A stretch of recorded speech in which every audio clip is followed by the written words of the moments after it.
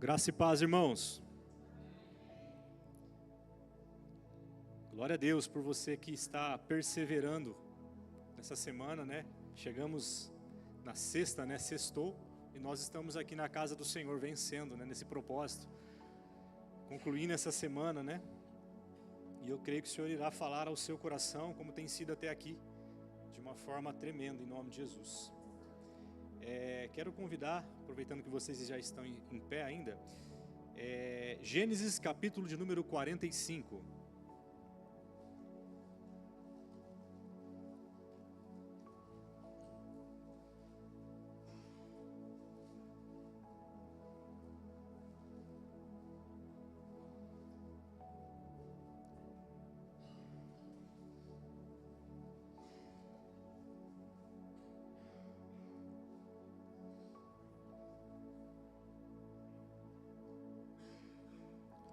Gênesis capítulo 45, iremos fazer a leitura dos versículos 1 até o 5.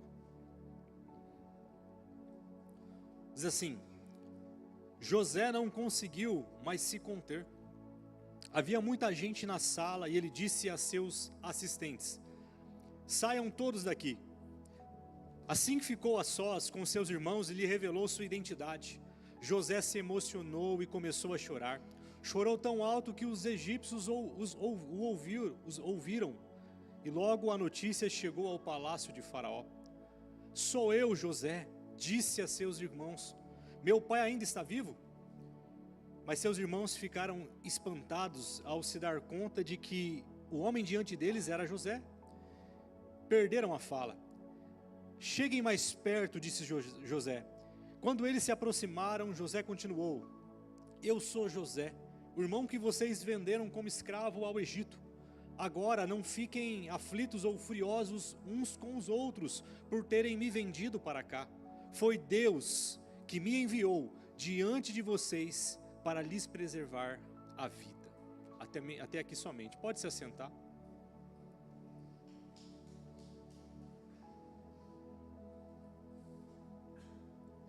Nós estamos hoje aqui com a temática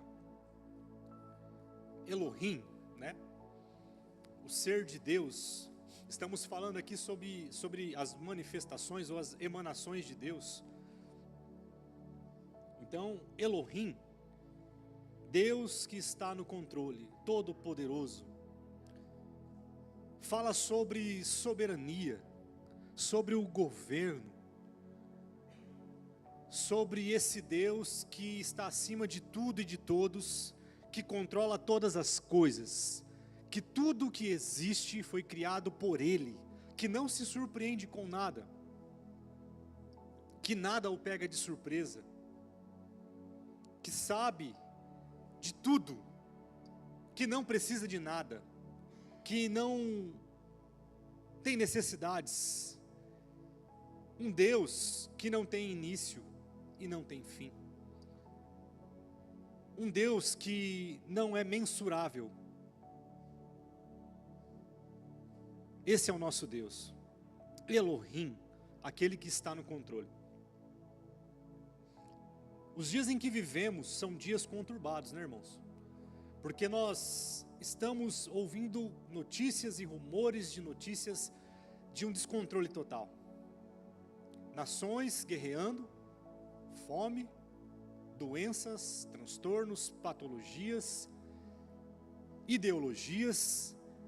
Tantas coisas estão surgindo diariamente que parece que tudo está uma bagunça, que há uma desordem, não é verdade? Como se o mundo estivesse entregue sem que houvesse um curso da história a ser seguido.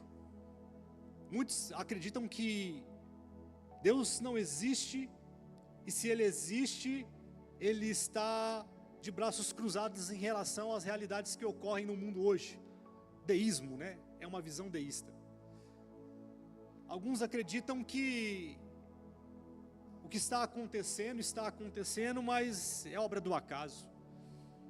Nós, porém, que sabemos como tudo iniciou e como tudo vai terminar, sabemos que Deus está no controle de tudo. nós entendemos que o mundo não está da forma em que está apenas por um acaso. Sabemos que por detrás de tudo que está ocorrendo há um propósito maior. E há um Deus que está controlando todas as coisas. E o modo dele controlar e guiar as coisas que acontecem não é do modo em que nós imaginamos que seja. Ele tem a sua forma de fazer tudo. Ele vai se revelando de forma progressiva na história, permitindo então conhecermos parte do seu plano, né? Na medida em que vamos vivendo, na medida em que vamos vendo as coisas acontecerem. Nós temos uma certeza que o mundo não está abandonado. Sabemos que hoje quem reina na realidade mundo, cosmos, presente era, aion, presente era, realmente é o maligno. A palavra fala, o mundo jaz o maligno. Mas a criação foi feita por Deus. Ele não deixa de estar sob o domínio de tudo que existe. A presente era, como o mundo, aion, fala assim que há um governo satânico que está por detrás desse sistema. Mas cosmos, criação de Deus, só Ele tem domínio sobre ele. Nós estamos nessa presente era, mas não somos dela. Estamos aqui enfrentando todo tipo de dificuldade, vendo várias coisas acontecerem sem entender o porquê, mas sabemos que Deus em tudo faz com que as coisas cooperem para aqueles que nele confiam, para aqueles que amam a Ele e para aqueles que têm um propósito. Eu e você fomos eleitos, escolhidos nele. Então, queridos, Deus, Ele continua no controle de todas as coisas. Fique tranquilo, na sua vida Ele está no controle também. Não se desespere, porque às vezes você não está entendendo o processo das coisas, ou o acontecimento, ou como as coisas estão se desenrolando. Confie, nós vamos aqui entender como Deus age, a forma dele agir. Pode ser que muitas vezes a gente até não entenda no início, mas quando Ele está no controle na vida de alguém, queridos, todas as coisas cooperam, sabe? Ele já vê além da curva, Ele já vê as coisas prontas. Ele olha para uma semente, Ele vê uma floresta. Nós olhamos e nós não vemos, então a gente às vezes não entende o processo, mas a partir de agora vamos procurar entender como Deus está no controle de todas as coisas, por meio da vida de um jovem chamado José. Para mim, essa é uma das histórias mais lindas que a Bíblia narra. José, ele é um jovem que é diferenciado. Assim como outros jovens que a Bíblia fala, ele tem um lugar de destaque nesse livro. Porque do capítulo 37 até o capítulo 50 de Gênesis, vemos aqui a narrativa que fala sobre a vida dele, dando ênfase no quanto esse jovem chamado José foi alguém usado por Deus, e também nos ensina lições tão valiosas. A história começa no capítulo de número 37, e ali nós vemos falando acerca desse jovem. Ele tinha um pai muito conhecido por todos, um dos patriarcas. Vem Abraão, vem Isaac, vem Jacó. E aí nós vemos então Jacó agora, que tem vários filhos, e um deles é José. José era o filho da velhice de Jacó. José era um filho muito querido pelo seu pai. José se destacava porque ele realmente tinha também um carinho muito grande pelo seu pai. Seu pai então resolve fazer uma túnica para ele, uma túnica colorida, e aquilo alegrou muito seu coração.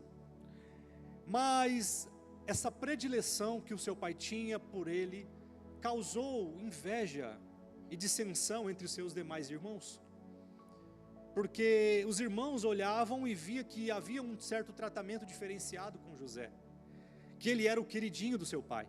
A Bíblia enfatiza que ele era o filho da velhice e era muito amado por Jacó. E isso trouxe de algum modo um descontentamento na sua família, nos seus irmãos, que agora já não tinham mais prazer de estar com José, porque José era o filho querido e predileto do seu pai. Começaram a invejar José.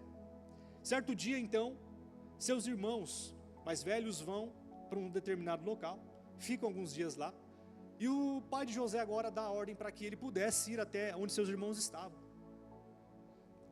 José chega então no lugar onde supostamente seus irmãos estavam e não encontra eles. E pergunta para algum dos homens que estavam ali onde que seus irmãos podiam estar. O homem fala, olha, ele foi para Dotã. E aí José então se direciona para esse lugar, da onde ele encontra seus irmãos. José então vai todo alegre, feliz, né?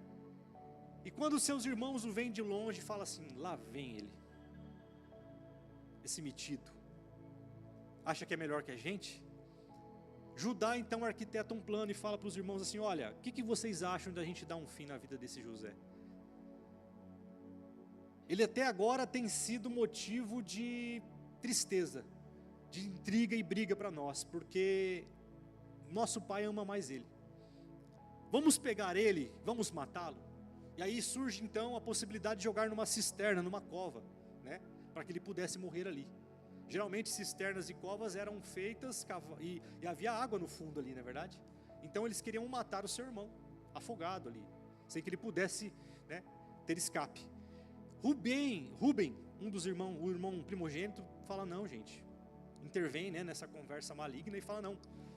Ao invés então de matarmos ele, colocamos ele nessa cisterna aqui, né, que está vazia, que não tem água. Porque Rubem tinha o interesse de, após seus irmãos irem embora, resgatar o seu irmão primogênito, porque ele sabia, né, o quão maligno era esse plano. Seus irmãos então arquitetam isso. Quando José chega perto, eles pegam e agarram José com toda a força, rasgam aquela túnica, não é verdade, que era um instrumento ali de inveja que ele fazia, e agora pegam José e lançam ele nessa cisterna.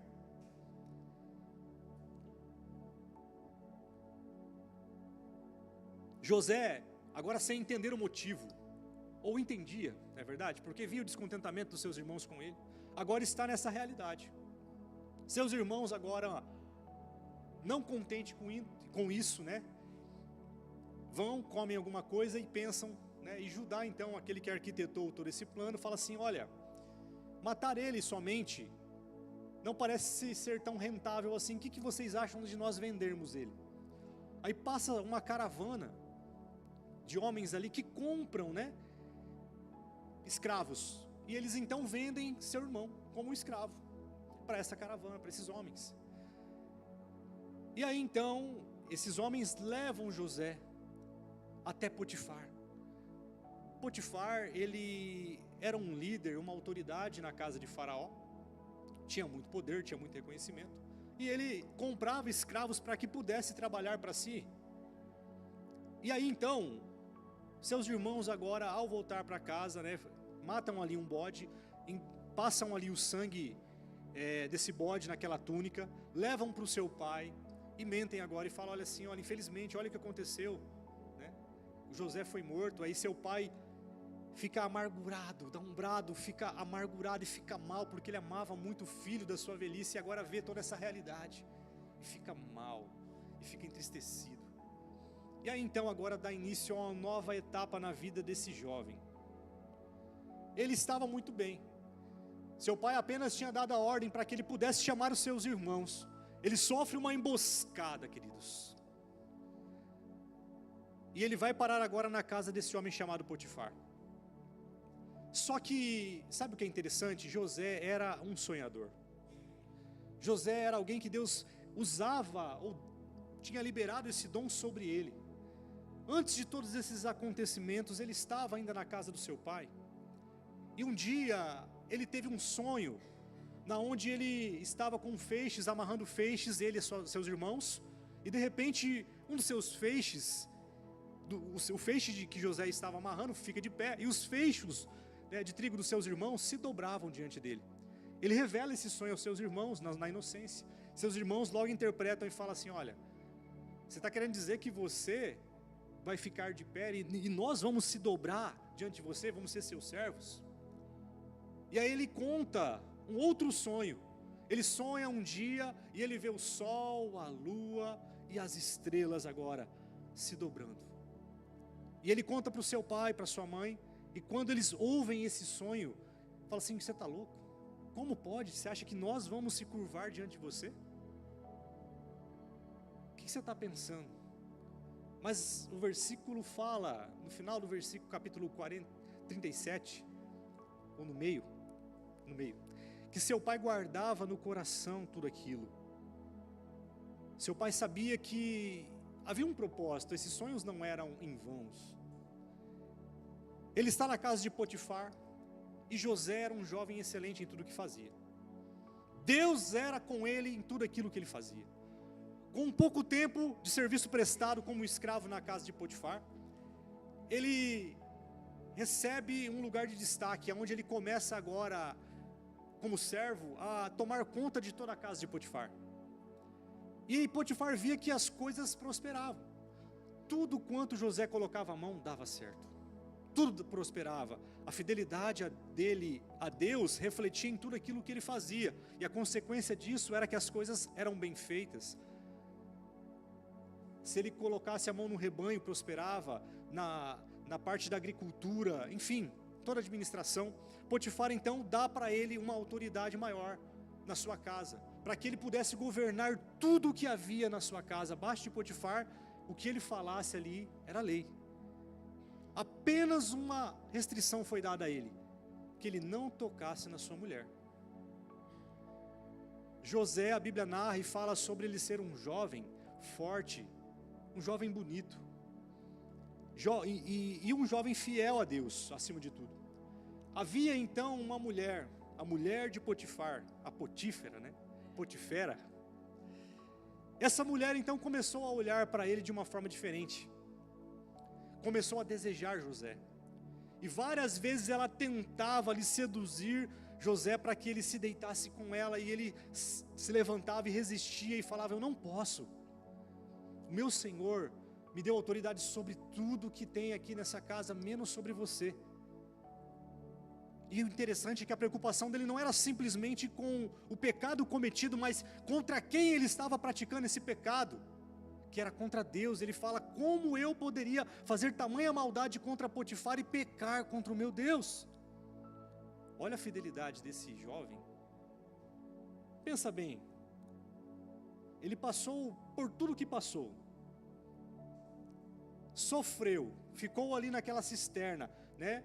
Foi vendido como um escravo, começa a ter um certo destaque. Ele poderia falar assim: quer saber? Vou aproveitar, vou abraçar o pecado. Mas em toda a circunstância em que ele estava enfrentando na vida dele, ele permaneceu fiel. Sabe por quê? Porque ele sabia que Deus estava no controle da vida dele. Ele sabia que todos os acontecimentos que estavam acontecendo com ele fazia parte de um plano maior. Ele tinha sonhos, ele sabia que um dia o Deus que revelou a ele os sonhos que ele teve, que ninguém conseguiu entender, era fiel para completar, para realizar esses sonhos. Deus estava no controle de sua vida. Muitas vezes a gente, ao ver as coisas não saindo como a gente pensa, ao ver as situações se voltarem contra nós, alguma injustiça, algo que fizeram de errado para nós, nossa primeira decisão é abandonar tudo. Falar: quer saber? Vou deixar de ser fiel. Vou deixar de perseverar na minha santidade. Vou deixar de frequentar a igreja. Vou deixar de crer, porque nada está dando certo. Quem sabe você já recebeu uma palavra do Senhor, você tem algo, mas ainda não se cumpriu. Pelo contrário, as coisas parecem que estão se distanciando daquilo que é o cumprimento, não é verdade? E nesse processo, fala: poxa, cadê o Senhor que estava no controle de todas as coisas da minha vida até hoje? Porque tudo está acontecendo como está. Não deixe de ser fiel a Deus. Deus é um Deus de processos. Ele não faz as coisas, ainda que possa, fazer no estralo dos seus dedos. Ele respeita processos, e Ele faz, mostrando que Ele está no controle, as coisas acontecerem da sua maneira e não da nossa. O fato de não entendermos a trajetória, no trajeto em que estamos vivendo, as coisas como estão acontecendo, não quer dizer que Deus não está no controle. Há consequências que acontecem no meio do caminho, por conta da desobediência. Sim, muitas vezes o caminho é aqui, a gente quer pegar algum atalho. Isso acarreta algumas consequências que atrasam o processo, mas ainda assim permaneça fiel a Ele, mesmo sem entender. Eu peguei o carro do pastor hoje para fazer troca de óleo e estava lá a canção do Thales. mesmo sem entender, eu confio em ti, mesmo sem entender. Então, sem entender, continue confiando, continue crendo, porque nós não precisamos, a princípio, entender, nós precisamos crer, porque nós sabemos quem está no controle, não é verdade? Se você está no controle da sua vida, pare tudo agora, e coloque a sua vida nas mãos daquele que tem o controle, né, de todo o universo, e aí descanse, mesmo sem entender. José então agora está nessa situação, e agora então, há uma investida dessa mulher contra ele, porque várias vezes ela tenta seduzir ele e ele resiste. E como ele viu que a situação estava ficando complicada, um dia, ela pega e agarra ele. E agarra a sua roupa, a sua vestimenta, e ele faz o quê? Sai correndo. E no processo de sair correndo, a sua roupa fica nas mãos dela. E aquilo, meus queridos, era o álibi que ela precisava para acusá-lo. Ela então sai fazendo um escândalo e começa a falar para os oficiais: esse hebreu veio aqui, olha aqui o que ele fez comigo, tentou me violentar. E essa conversa agora vai cair nos ouvidos de Potifar. E Potifar então, quando ouve essa conversa, chega e traz uma condenação para ele, que ele agora fosse preso. Chama o seu chefe ali da guarda, né, o carcereiro, e manda prender José.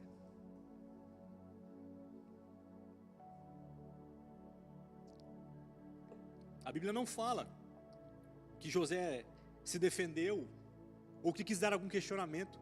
Ele ficou quieto. Quem sabe até não adiantaria, não é verdade? Diante de todas as provas, quem acreditaria nele? Mas enfim, eu acredito ainda que Potifar gostava muito dele, porque senão já tinha mandado matá-lo direto. E aí, queridos, ele chega na prisão, ele fica por um bom tempo ali. Agora olha só que situação. O jovem sonhador está numa prisão. Parece que tudo estava indo bem, melhorando, de repente, pum, algo acontece que o novamente leva a sofrer, né?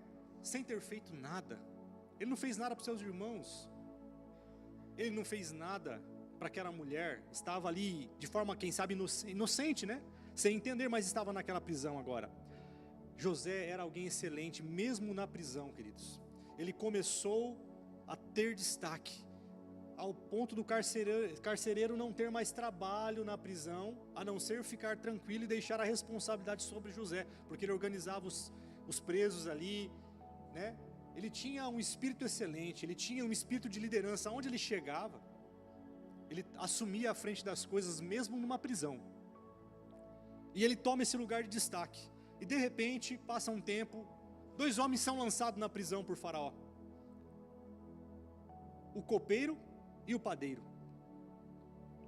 E aí então, esses homens estão um dia conversando, falando sobre sonhos que eles tiveram. Os mesmos tiveram sonhos, o chefe dos copeiros e o chefe dos padeiros, se não me engano. E ele sem entender o porquê daqueles sonhos. José ouve eles falarem sobre os sonhos que eles tiveram. E aí então eles comentam com José. E José agora interpreta o sonho deles. E diz para um: olha, você vai ser restituído na sua função. E o padeiro, que ele iria ser morto. E passa-se um tempo, acontece. Aquele copeiro é liberto. E ele volta então a servir Faraó. E José fala para ele assim: olha, lembra-te de mim, né? Antes dele ser restituído na sua função, lembra de mim, quando você realmente, né, quando Deus cumprir o sonho que Ele me mostrou a você, lembra-te de mim, intercede por mim. E sabe o que acontece? Depois de um tempo, esse copeiro está servindo, ele não se lembra de José. José fica no esquecimento e fica ali como um escravo, na prisão, né, como um prisioneiro. Mas aí acontece um dia que Faraó vai fazer uma festa. E ele então agora, diante dessa festa, ele decide executar agora, e cumpre-se então o segundo sonho do padeiro, e o padeiro é morto. E ele então acorda, e ele tem, queridos, um sonho, que chama a atenção dele, e Faraó agora fica, de algum modo, perturbado com aquele sonho. Sonho de espigas, que são secas, que estão engolindo espigas, 7 espigas que estão bonitas, cheias. Ele tem um sonho que fala de vacas magras, 7 vacas magras que começam agora a comer 7 vacas que estão gordas. E ele fica sem saber. E ele fala assim: olha, eu preciso que alguém interprete esse sonho. Eu estou perturbado com isso. E aí todos os adivinhos, magos, toda sorte de pessoas que tentaram adivinhar, não conseguiram ter sucesso. O copeiro aí se lembra e fala: olha só, eu estou em dívida com um homem que lá na prisão interpretou o sonho que eu tive. Ele disse o que iria acontecer comigo e ocorreu. E Faraó então fala imediatamente: mande chamar ele aqui. E aí ele conta novamente o seu sonho a José. E José então tem a interpretação desse sonho. E aí então ele fala para Faraó: olha, é o seguinte, esse sonho fala a respeito de algo que está para acontecer. As 7 vacas magras simbolizam 7 anos que estão por vir, né, de fome. E as 7 vacas gordas, 7 anos de fartura, são 14 anos. E aí ele aconselha Faraó para que levante alguém que possa organizar toda a questão agrícola, financeira do Egito, para que pudesse ter provisão para resistir esses dias. Primeiro viria os 7 anos de fartura, e depois viria então os 7 anos de fome. Faraó então olha aquilo e fica maravilhado e fala: nossa, não há outro homem como você. Você interpretou e faz sentido para mim. E aí, queridos, José é elevado agora ao cargo de governador do Egito. Faraó diz para todo mundo assim: olha, agora, abaixo de mim, quem manda é José. E pede agora então para os seus servos colocarem José numa carruagem. E ele agora, olha que mudança de cenário. Está sendo levado por todo o reino do Egito, e as pessoas estão ali agora reconhecendo ele como uma autoridade, como governador. Uau! Olha, queridos, a recompensa da fidelidade. Alguém que passou por tudo quanto passou. Ele já tinha aqui faixa de 28 anos, quando ele foi jogado, né, na cisterna pelos seus irmãos. Ele tinha 17 anos de idade. Respeitou todo o processo, permaneceu fiel. E agora Deus começa a cumprir, né, o sonho, e começa agora a mostrar o quanto vale a pena ser fiel. Deus conduzindo a vida de José conforme a sua vontade. José agora passa a ter governo, e ele passa agora então a visitar todas as regiões do Egito e as regiões vizinhas. E ele começa um plano agora de começar a armazenar alimentos. Ele começa a administrar a parte da agricultura, fazendo lugares para estocar, porque ele sabia aquilo que havia de vir. E chega então, queridos, o período de fome. Passa-se os 7 anos de fartura. Ele provisiona alimento para muito tempo. Guardava ali 1/5 de tudo aquilo que era produzido, que seria, segundo as contas dele, suficiente para os 7 anos que viriam. E agora, queridos, vem após os 7 anos de fartura, os 7 anos de fome sobre toda a região. E aí então, diante disso, José está muito tranquilo. Faraó não precisava fazer mais nada, porque José estava tomando conta de tudo. Só que as regiões vizinhas, as nações vizinhas, estavam num caos, porque a fome assolou todas as nações nesses 7 anos. As nações vizinhas vinham até Faraó e compravam o alimento ali, porque o Egito estava com um estoque que suportaria, né, tudo aquilo que iria acontecer nesses 7 anos. E nesse processo, seus irmãos agora vêm até ele. E seus irmãos vão para comprar alimento, para levarem para sua família. E José agora, num dos dias, vê seus irmãos vindo comprar alimento. E ele fala: meu Deus, não pode ser. Meus irmãos. Ele se emociona. E ele agora permite então que os seus irmãos pudessem comprar. Seus irmãos voltam para a casa do seu pai. E quando eles pegam ali e compram os mantimentos, né, os cereais, nos sacos dos seus irmãos que estavam com trigo e cereal, José pediu que colocasse o dinheiro de volta. Seus irmãos ficaram sem entender, falaram: mas o que é isso? não é verdade? E acontece que a fome, por ser extensa o tempo de 7 anos ali, seus irmãos voltam novamente. E José tinha dito para eles, olha, sem se revelar a eles que era José. José conheceu seus irmãos, mas seus irmãos não conheceram José. Imaginavam que ele estava morto. Nunca que ele estaria na posição que ele estava. José fala para eles, olha, o seguinte, vocês vão voltar, mas só podem voltar se trouxerem para mim Benjamim, que é meu irmão mais novo, que eu estou com saudade dele. E aí eles voltam então e levam Benjamim. E José vê Benjamim e José fica feliz e se alegra, queridos. José chama seus irmãos, pede agora para os seus servos que colocassem seus irmãos para terem um banquete com José, na mesa, né, do governador, do faraó. Seus irmãos agora comem do melhor da mesa. E no processo de irem embora, novamente, José planeja algo. Coloca ali a sua taça, um dos seus utensílios de prata, sobre a sacola, ou sobre a bolsa de Benjamim. E no processo que eles estão voltando para sua casa novamente, para levar o mantimento para o seu pai, José manda que um dos seus servos, ou o exército, fosse atrás. E aquele que estivesse, né, com esse utensílio de prata sobre a sua bolsa, esse se tornaria um escravo. E agora então, eles vão e abordam esses homens, irmãos de José, e falam assim, olha, como é que vocês retribuem o governador dessa forma? Ele foi tão bom com vocês, e vocês roubam ele? E todos os irmãos ficaram tranquilos, porque sabiam que não tinha roubado nada. Quando vão abrindo as sacolas, todos ficam num ar de alívio, na verdade, mas de repente, Benjamim abre, e ali está o utensílio, e ele é levado agora como um escravo. Queridos, essa notícia chega nos ouvidos do seu pai Jacó. Não tinha superado a perca do seu filho José, agora o seu filho mais novo, que tanto amava. Tudo isso fazia parte de um plano, queridos. Os irmãos voltam, resumindo a história, até Faraó, intercede para que pudesse voltar, né, seu irmão, porque seu pai não ia suportar a perca de mais um filho. E aí eles começam agora a murmurar um contra os outros. Os irmãos de José falam assim, isso está acontecendo conosco, por aquilo que nós fizemos a José.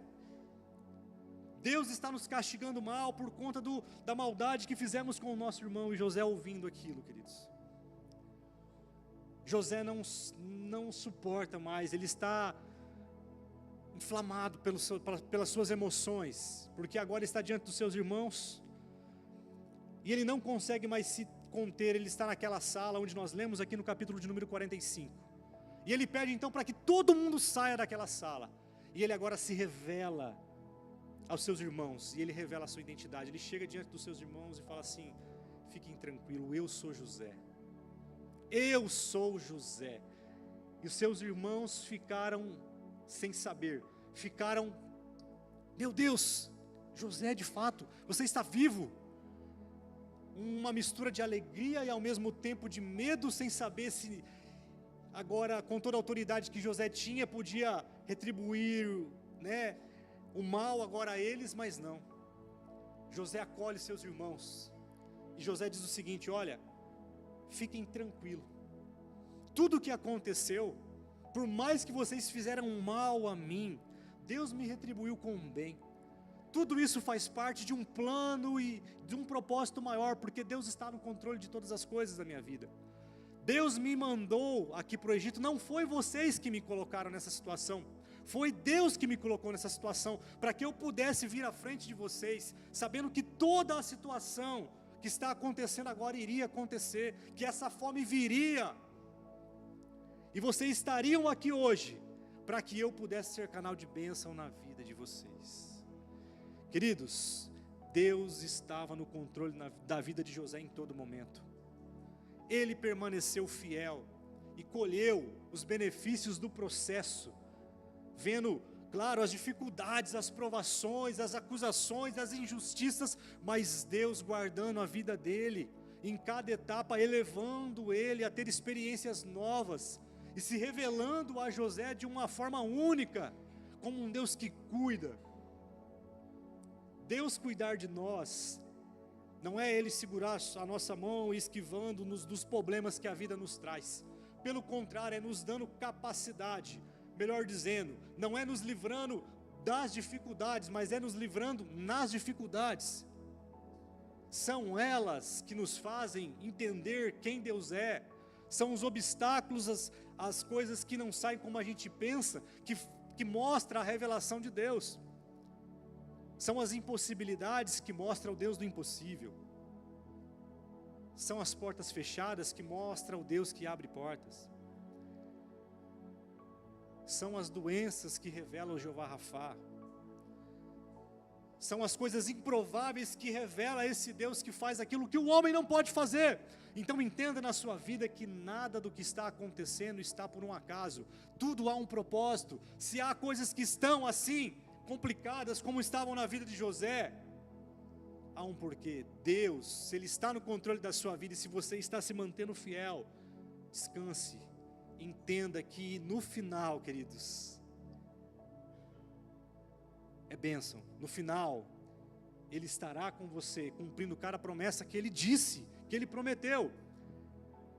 O que aborta essas promessas e esses planos não é nem Satanás. As ações dele se levantam sim, mas nós somos os maiores agentes que não deixamos acontecer o plano de Deus, porque muitas vezes desistimos, deixamos de ser fiel.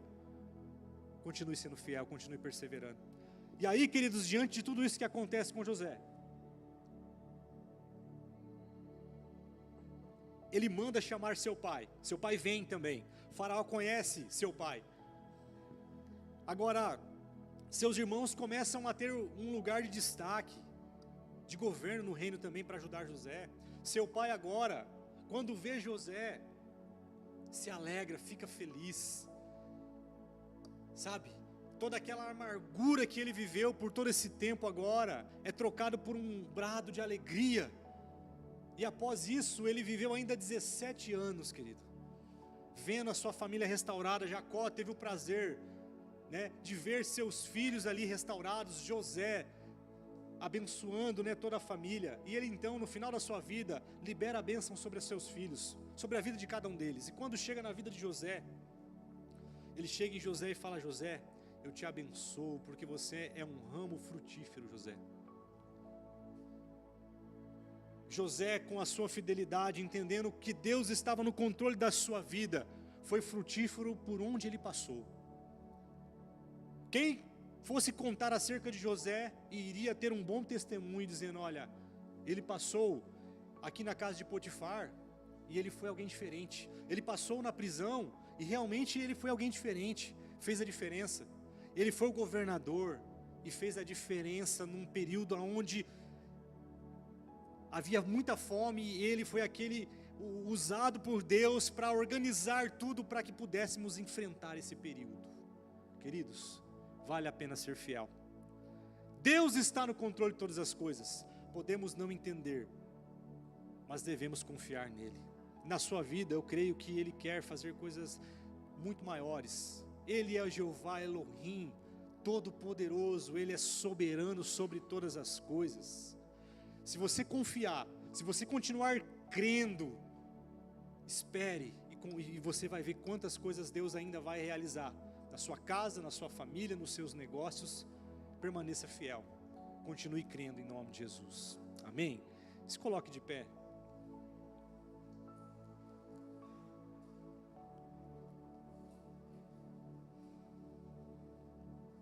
Eu vejo 4 fases na vida de José: a fase do sonho, a escravidão e a tribulação que ele enfrenta, a sua fidelidade em meio à provação, e no final, o reconhecimento e a honra, a ascensão que Deus promove sobre a vida dele, pela sua fidelidade, mostrando e se revelando como um Deus Elohim, que está no controle, que é o Todo-Poderoso, que não há outro Deus, porque enquanto ele estava à frente como governador, o Egito pôde conhecer que havia um Deus naquele lugar, que o Deus de José era o Deus que tinha o poder de mudar, de fazer acontecer.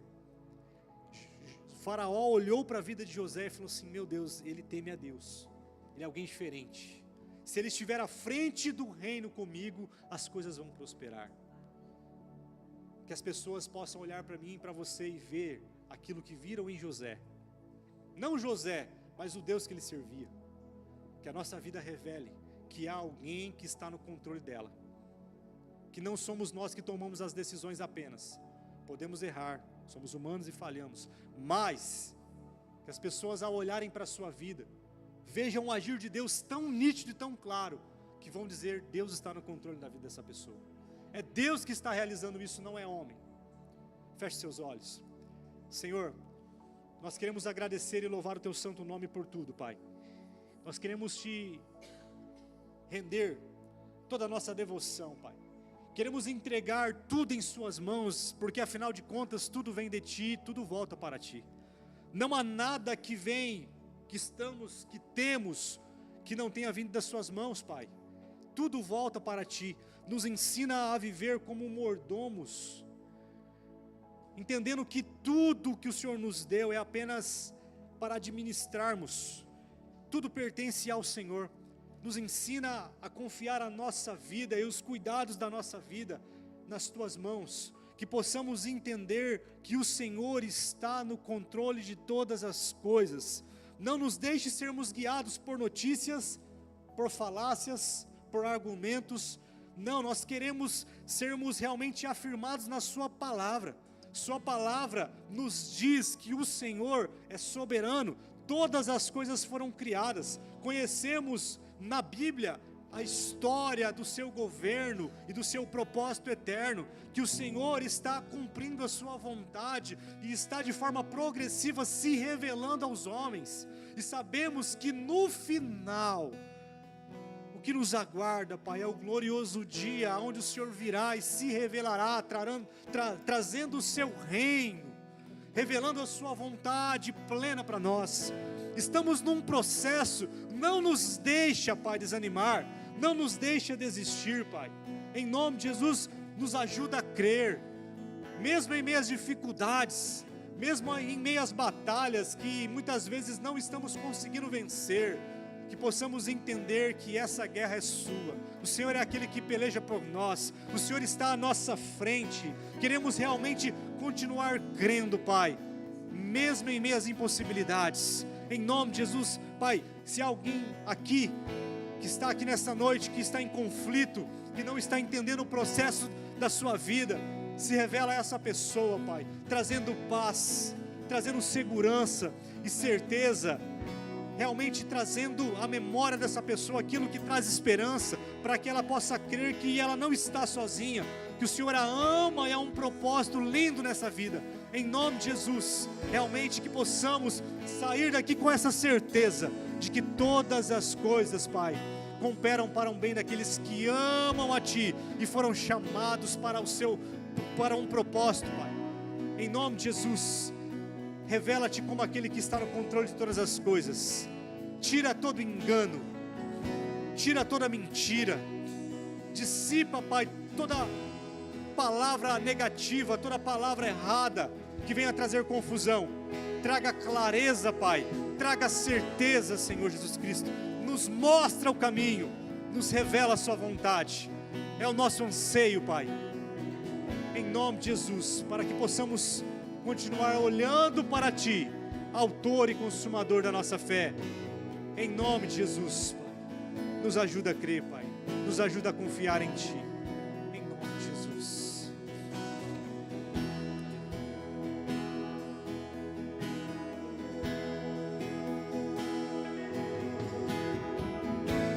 Ensina a descansar,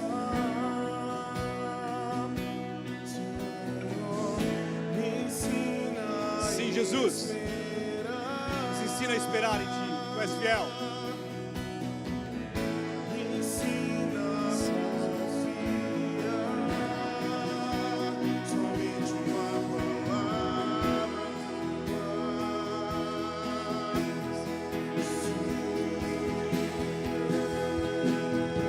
Deus me ensina a descansar, me ensina a esperar.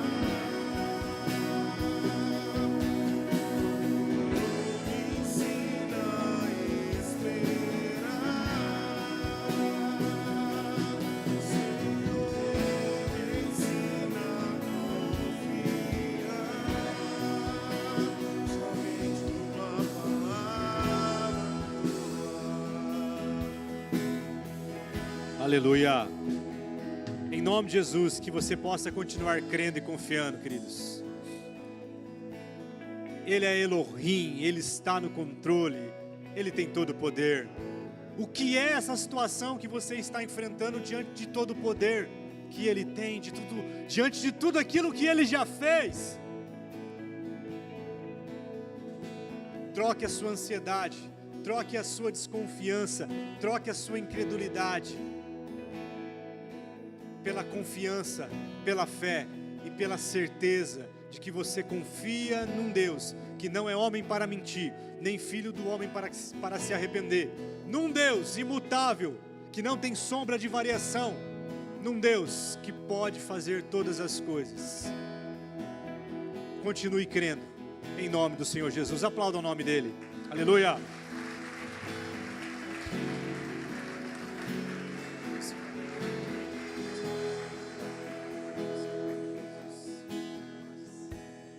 Glória a Deus, glória a Deus. Você foi abençoado, amém?